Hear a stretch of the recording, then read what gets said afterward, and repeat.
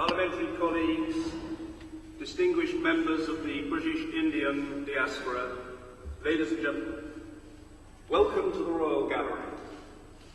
It is my enormous pleasure now to introduce Narendra Modi, the 15th Prime Minister of India. Today is special, and it's special for two reasons. First, this is a first. The first occasion upon which we will hear a speech by a serving Indian Prime Minister in our Parliament. Secondly, it is fitting that it takes place during Diwali, with the resonance which that entails for millions across this country, in India, and indeed throughout the world. What's more, today is New Year's Day. Sal Mubarak. Happy New Year!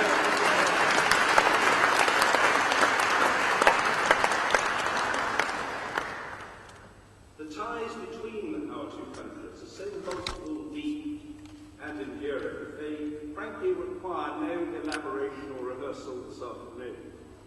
Skeptics sometimes suggest that democracy is all but impossible to create or to maintain in countries of a certain size, degree of diversity, or level of economic development. Over the past 68 years, India has proved to be a standing rebuke to such skeptics.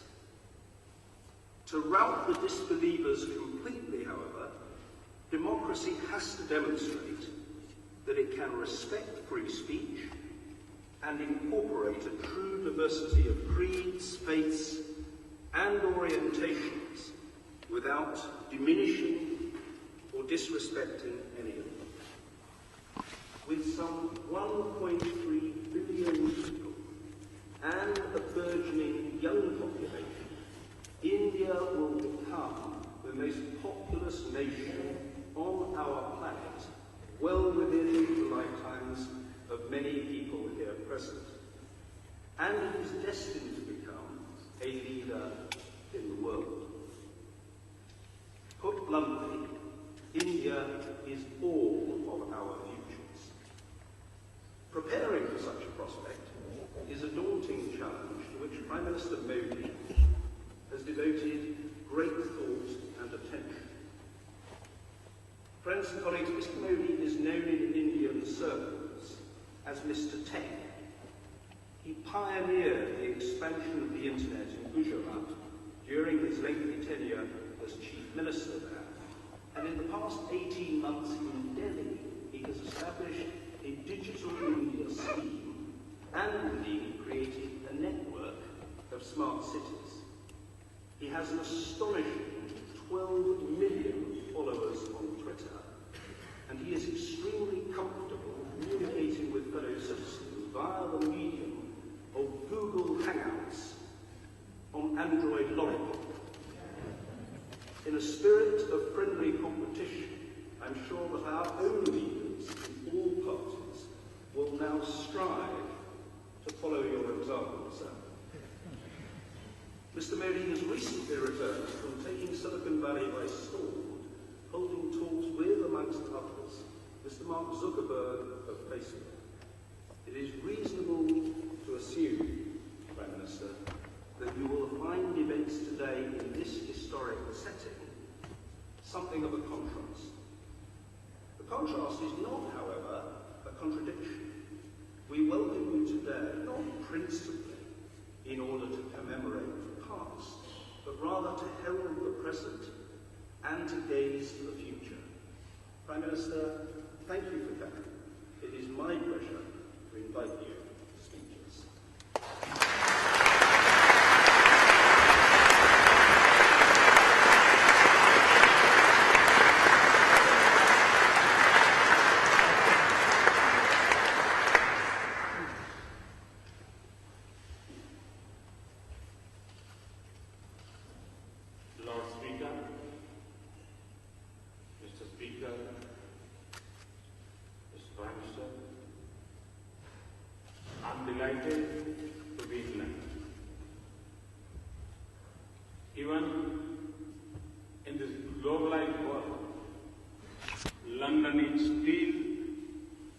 standard of our times. The city has embraced the world's diversity and represent the finest in human achievements. And I am truly honored to speak in the British Parliament. Mr. Speaker, thank you for opening the doors to us here in this magnificent setting of the Royal Hall. I know that the Parliament is not in session. Prime Minister Cameron looks relaxed and relieved.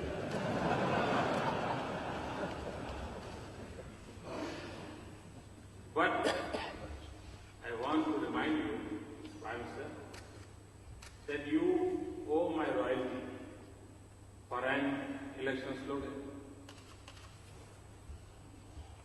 I know that you are hosting me at the Checkers dressing room.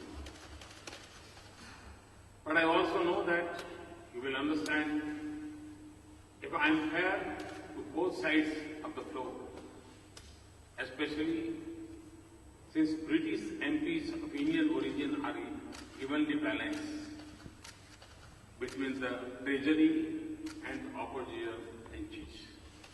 So I also extend my good wishes to the Labour. Indeed, since these are still early days after the election, my warm congratulations to the members of the House and greetings to the eminent leaders of Britain and great friends of India present here today. So much of the modern history of India is linked to this building. So much history looms across our relationship. There are others who have spoken forcefully on the dates and dues of history. I will only say that many freedom fighters of India found their calling in the institutions of Britain.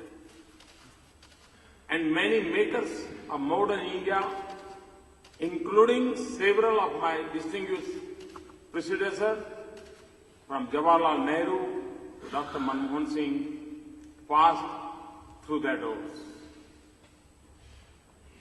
There are many things on which it is hard to tell anymore if they are British or Indian.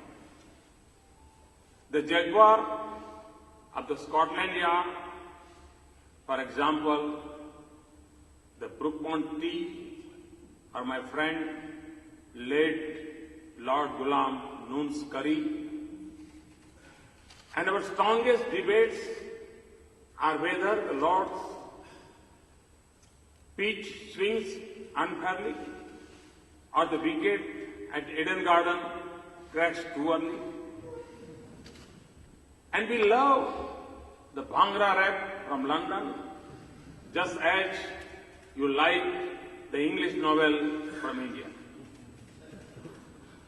On the way to this event, Prime Minister Cameron and I paid homage to Mahatma Gandhi outside the Parliament.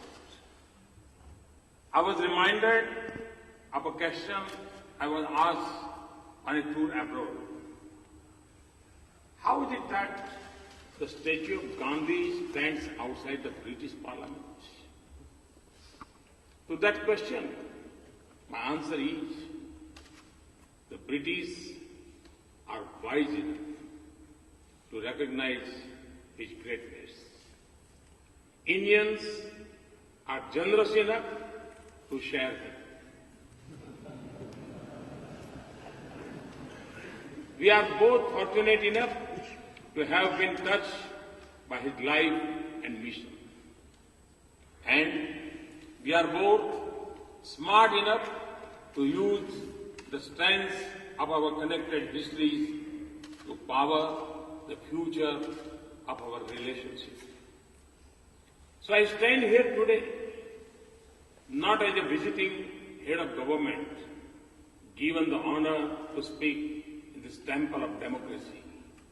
I'm here as a representative of a fellow institution and a shared traditions. And tomorrow, Prime Minister and I will be at the Wembley. Even in India, every young footballer wants to get it live back home. Wembley will be a celebration of 1.5 million threads of life that binds us. 1.5 million people proud of their heritage in India, proud of their home in Britain. It will be an expression of joy for all that we share. Values, institutions, political system, sports, culture, and art. And it will be a recognition of a vibrant partnership and a shared future. The United Kingdom is the third largest investor in India behind Singapore and Mauritius. India is the third largest source of foreign direct investment projects in the United Kingdom. Indians invest more in Britain than in the rest of European Union combined. It is not because they want to save on interpretation costs, but because they find an environment that is welcoming and familiar. It takes an Indian icon, Tata, to run a British icon and become your nation's largest private sector employer.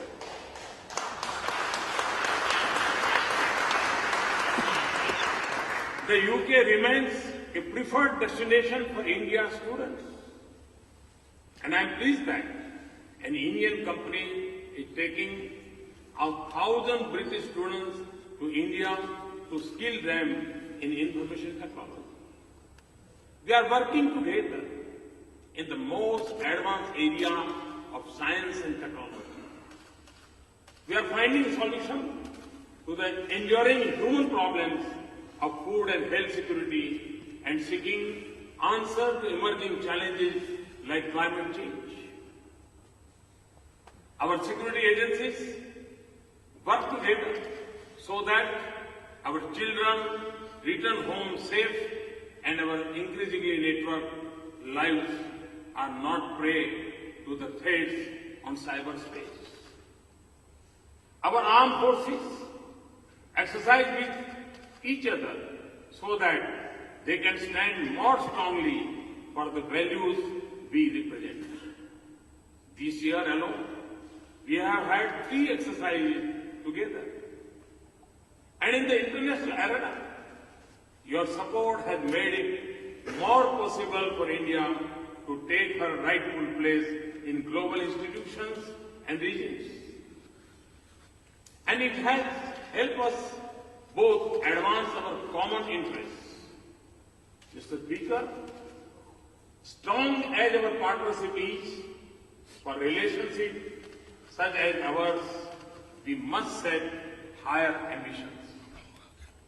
We are 2 democracies, 2 strong economies, and 2 innovative societies.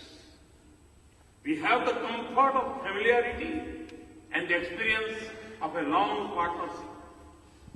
Britain's resurgence is impressive. Its influence on the future of the global economy remains strong. And, Mr. Speaker, India's new bright spot of hope and opportunity for the world. It is not just the universal judgment of international institutions. It is not just the logic of numbers. A nation of 1.25 billion people with 800 million under the age of 35 years.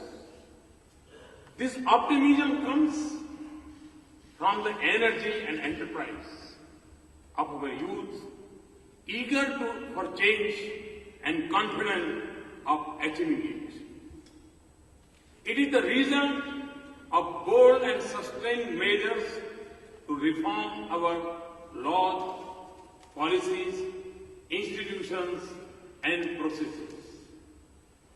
We are igniting the engines of our manufacturing sector, making our farms more productive and more resilient, making our services more innovative and efficient, moving with urgency on building global skills for our youth, creating a revolution in startup enterprises, and building the next generation infrastructure that will have a light footprint on the earth. Our momentum comes not just from the growth we pursue, but from the transformation that we seek in the quality of life for every citizen.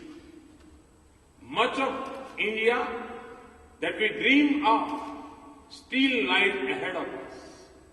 Housing, power, water and sanitation for all, bank accounts and insurance for every citizen, connected and prosperous villages, and smart and sustainable cities. These are goals with a definite date, not just a mirage of hope.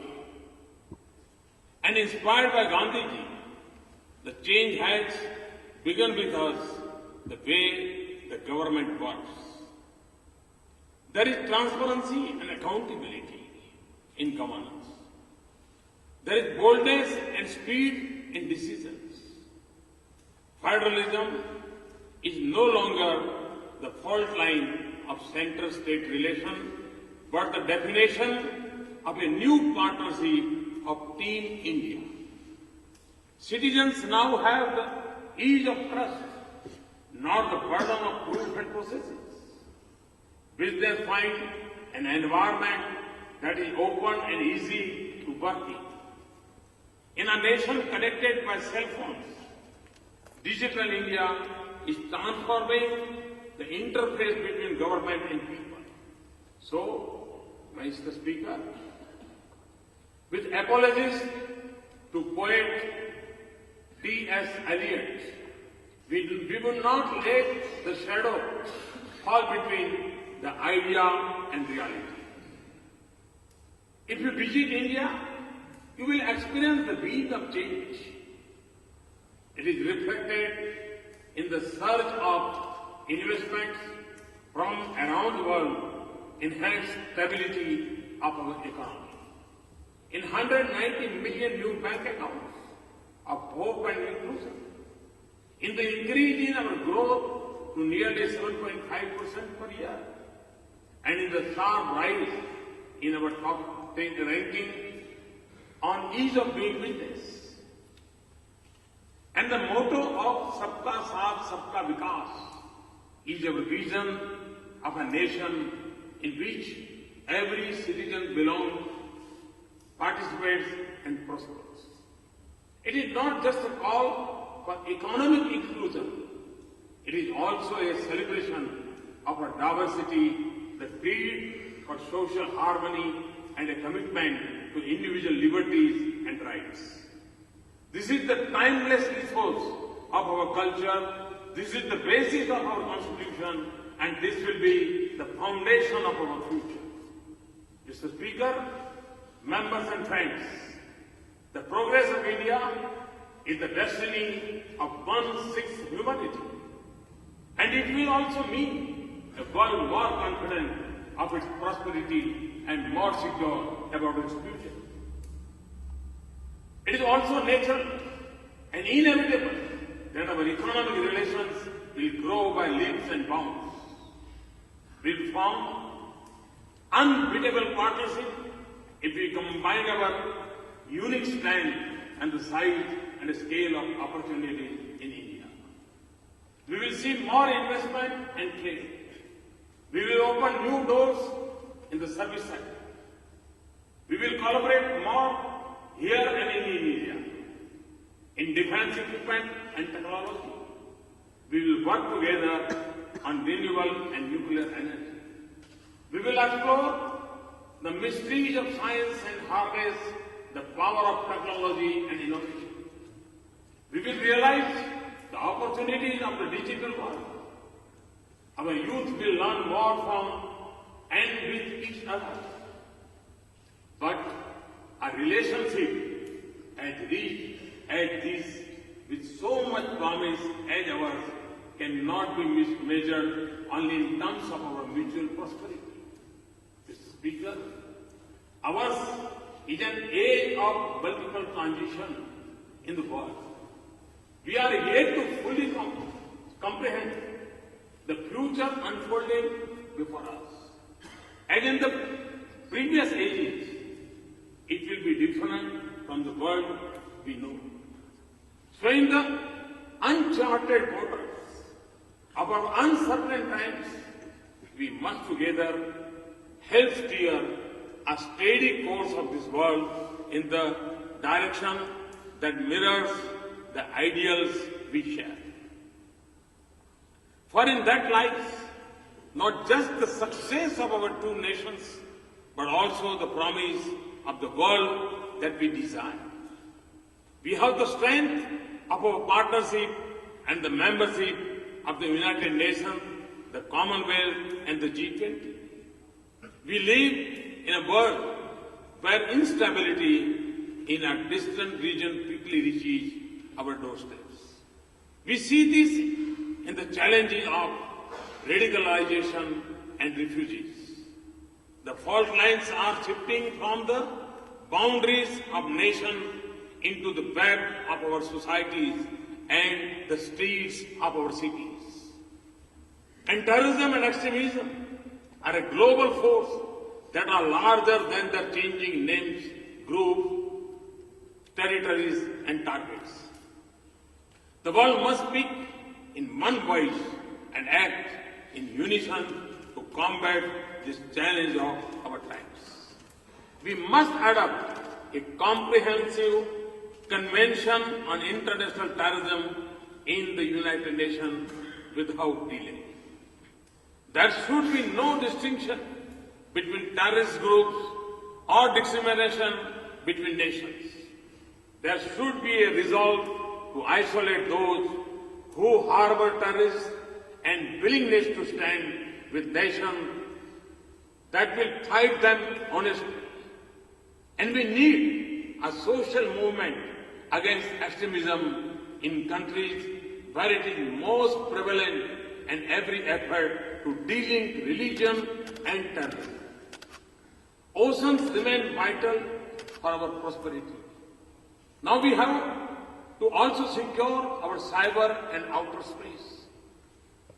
Our interests are aligned across many regions. We have a shared interest in stable, prosperous and integrated South Asian realm, together in a shared march to prosperity.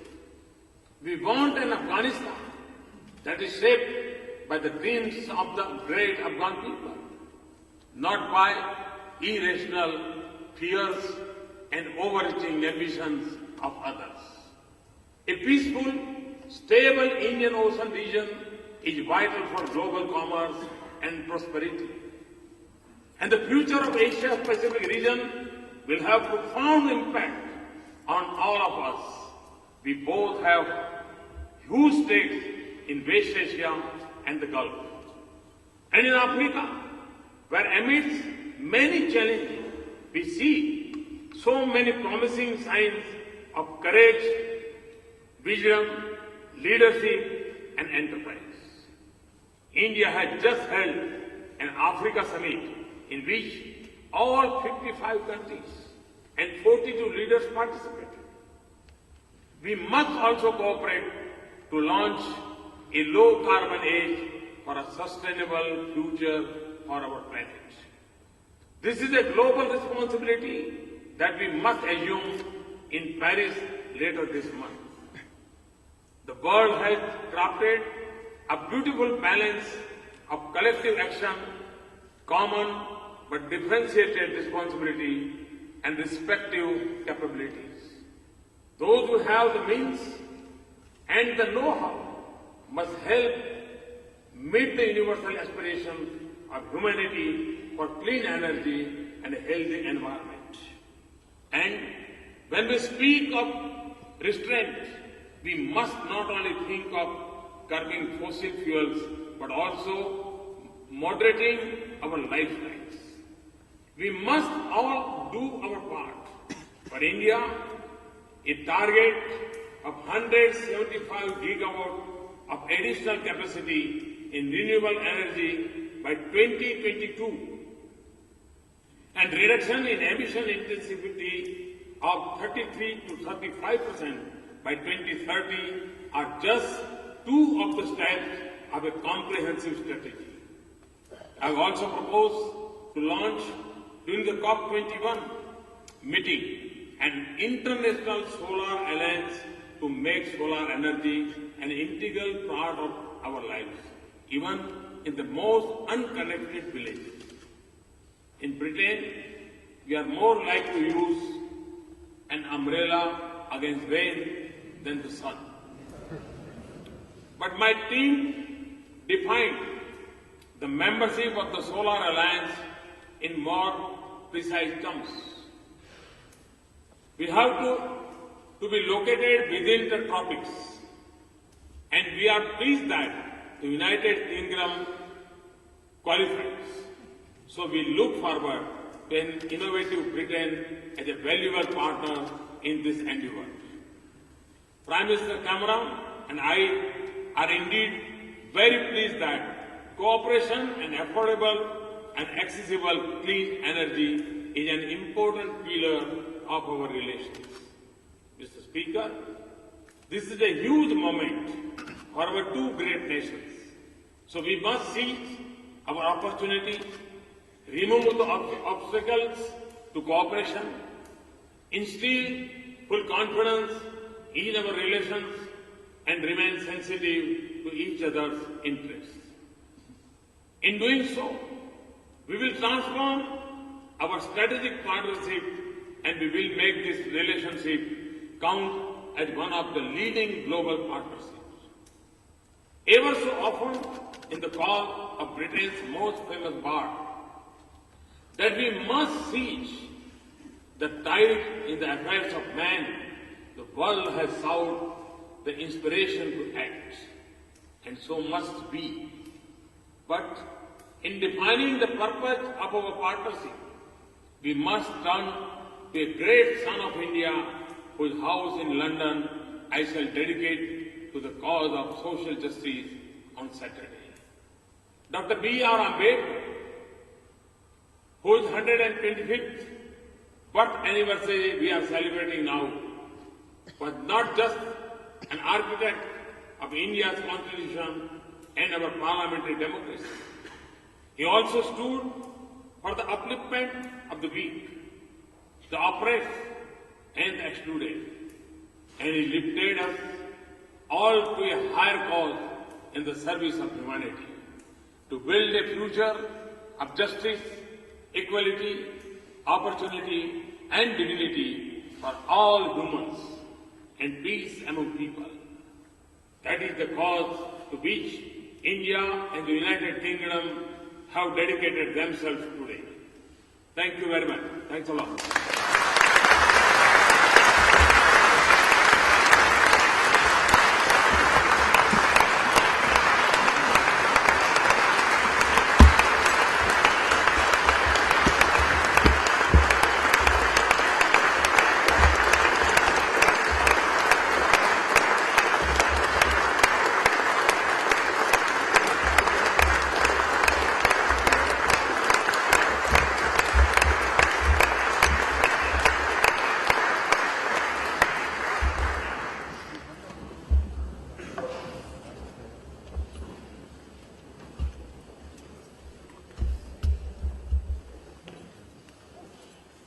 Prime Minister Modi, thank you on behalf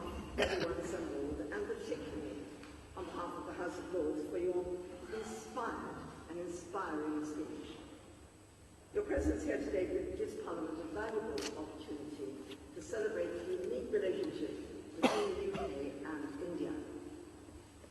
And how appropriate to do so here in the Royal Gallery, where 85 years ago today, King George V opened the first London Round Table Conference. In this gallery, in 1930, he welcomed Indian and British leaders who had come together to discuss constitutional reform in India as a means of movement towards self-rule. And though the achievements of the Round Table Conference were indeed modest, they did signal, in the words of Ramsay MacDonald, the birth of a new history. By bringing together British and Indian statesmen and rulers of Indian states and seating them at a round table, thereby conferring equal status among all. The conferences took us a step forward towards the relationship we enjoy today as equal partners and friends, with not just a shared history, a shared language, and a shared culture, but also a shared respect.